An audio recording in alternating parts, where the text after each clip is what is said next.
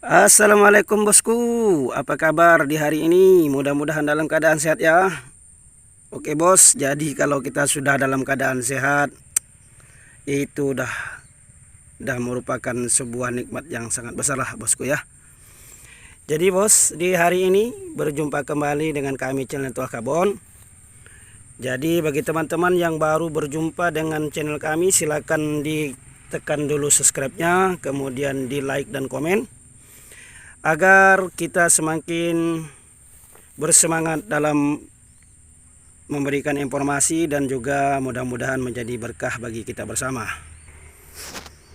Jadi bos, di edisi hari ini kita akan melakukan penyapraian dalam rangka penjagaan agar tanaman terong kita terbebas dari ulat ketika berbuah nantinya. Oke bosku, alhamdulillah terong kita sangat subur bosku. Batangnya besar-besar.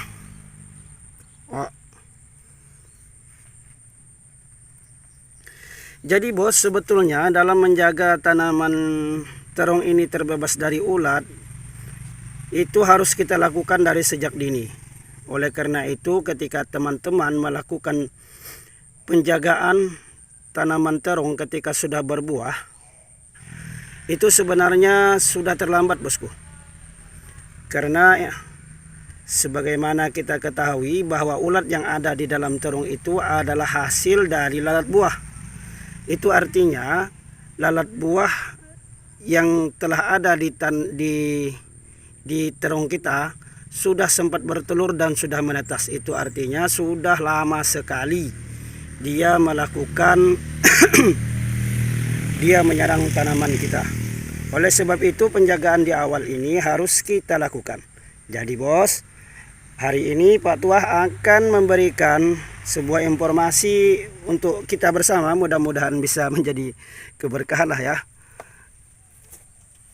Bagaimana caranya kita melakukan penjagaan tanaman kita dari serangan ulat atau dari serangan lalat buah. Oke bosku, jadi yang pertama kita harus menggunakan bahan aktif yang bau menyengat. Sehingga karena bahan aktif yang berbau menyengat itu sangat dibenci oleh lalat buah. Jadi di hari ini kita akan berbagi informasi, yakni kita menggunakan insektisida bermerek Dagan Counter Plus dengan memiliki kandungan bahan aktif asefat 50%. Jadi asefat ini bos adalah insektisida yang memiliki bau yang cukup menyengat, dan juga ada tambahan imidaclorpid. Imidaclorpid ini adalah bahan aktif yang sudah dikenal lah semuanya oleh sahabat tani. Bahan aktif ini mampu mengendalikan kutu kebul, kemudian seperti yang ada di gambarnya ini bosku, trip juga bisa, ulat juga bisa, dan tentunya lalat buah juga dibikin pusing oleh imidaclorpid, dan juga kutu kebul juga bisa, kadang bisa mati juga. Oleh sebab itu sahabatku, ini sangat bagus sekali ya untuk kita gunakan dalam menanggulangi atau menjaga tanaman kita dari serangan lalat buah. Jadi tidak cukup sampai di sini sahabatku ya, kita harus menggunakan lagi bahan aktif kloronteranilifol dengan merek Dagang Perbaton. Jadi bosku, di video-video yang lalu kan sudah kita sampaikan bahwa kemampuan Perbaton ini cukup bagus. Jadi kita harus menggunakannya sekali lagi untuk menjaga tanaman kita agar semakin kuat untuk melawan ulat-ulat yang ada yang menyerangnya. Ya bos.